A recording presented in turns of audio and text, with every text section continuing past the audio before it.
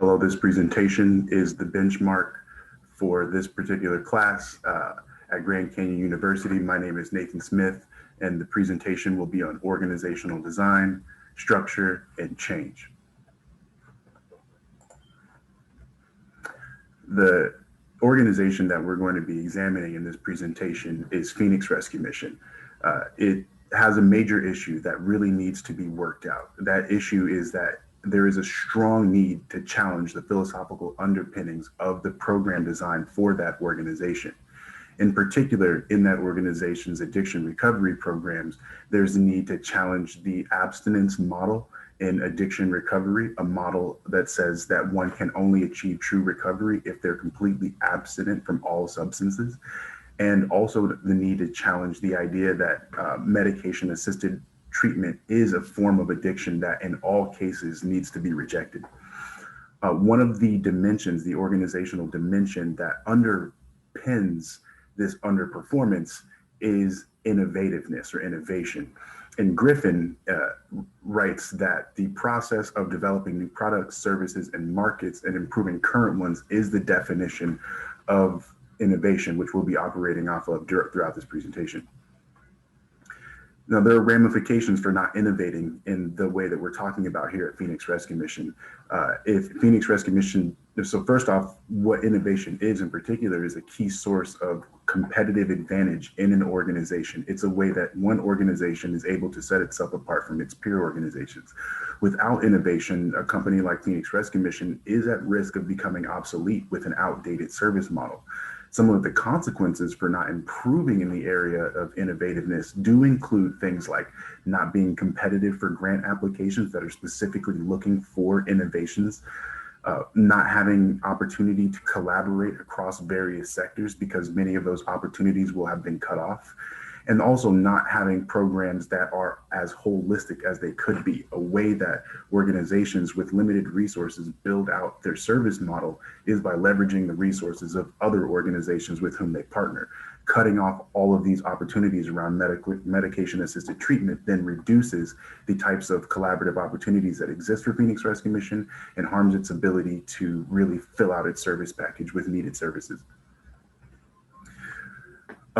Now, there are some important definitions that I think we should stop and pay attention to here as we go through the presentation. One of them is organizational design, which refers to the aspects of structure and culture an organization chooses in managing its objectives.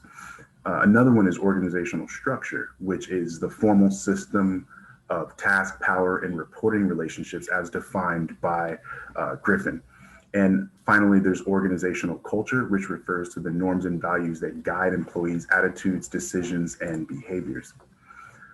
Organizational design at Phoenix Rescue Mission is an area where there's been a lot of significant activity due to the adding on of an entirely new executive team, including a new CEO, a new chief program officer, new chief financial officer, a new chief operating officer, all within the last year, as well as a lot of the changes that were brought on by the COVID-19 pandemic, which many organizations are experiencing now.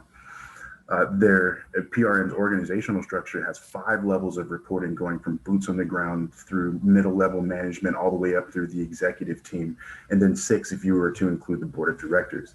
Now, there are some benefits to that, for instance, in centralizing control of key processes and activities. However, there are also some challenges, like the slowing down of the process by which innovative ideas work their way up to the top, get developed, and then implemented into the organization's programs. The Phoenix Rescue Mission does, though, have an organizational culture that lends itself toward innovativeness. On paper, the organization prioritizes culture, and one of the ways that that can be seen is in the fact that innovation is one of the domains on annual employee performance evaluations. Now, in understanding conscious culture, there are 4 principles to pay close attention to. As written by Anderson, there are conscious leadership, stakeholder orientation, conscious culture, and higher purpose. And in particular, a conscious culture is one that takes specific, intentional, and deliberate measures to really try to influence, to have an impact on the actions of their and performance of their employees. Phoenix Rescue Mission absolutely embodies a conscious culture. There, for one, is an emphasis on hiring for cultural fit over performance. Performance is, of course, important, but not so much that it supersedes cultural fit. Supervisors are trained to have one-on-one structured interviews that really prioritize and focus on culture and identifying and building on that with each employee. There's formal performance management that every quarter and throughout the entire year in those cadences. And every single year, there's an annual staff satisfaction survey where all employees are really able to give feedback to the organization, including the executive leadership team. So there's a 360 feedback loop there. Now, there's a lot of relevance here to the four functions of organizational management. As far as planning, PRM has a very inclusive process that works to engage every member in the organization at every level of the org chart. As far as organizing, there's an emphasis on interdepartmental teams at Phoenix Rescue Mission. As far as leading, everyone at the organization is empowered and encouraged to really take a leadership responsibility in their space, whether or not they're officially supervisors or wear that title in a formal sense. And then controlling. As you can see with the org structure being very vertical in nature, there are very strong measures used to reinforce culture, which is strongly recommended by Griffin in his book. Now, the organization could, though, use Kotter's 8-step model to improve innovation at the organization. It could state the case early to create urgency and use information to convey that. We could establish research teams to analyze PRM's programs against other models. The organization could clearly create the purpose of the team, which is to improve innovativeness at the organization. And a white paper could be used to really try to communicate to the organization for buy-in. A research team could be empowered to develop pilot projects and test those innovations. Overarching objectives could be set with smaller goals that are achievable along the way. Many motivational strategies are highly applicable here that can help keep the research project on track as motivation sort of ebbs and flows throughout the course of the project. And the organization could very well implement, and should at the very end of this, implement their findings into official documents, things like standard operating procedures, program descriptions, so that they are embedded into the organization and that they stick.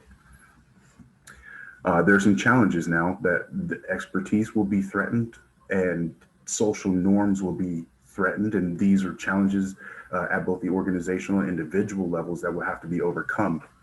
But there are some lessons learned throughout this process. For one, there's the need to thoroughly account for the change management process before it occurs. There's the need to include people with the old way of thinking on the research team so that they can help to get buy-in from other people who may think like them. There's the need to use logic and to really communicate with logic so that you can get a broad-based buy-in. The need to use motivational strategies to keep the research team engaged, and very, very important, this process cannot be given up on at any point.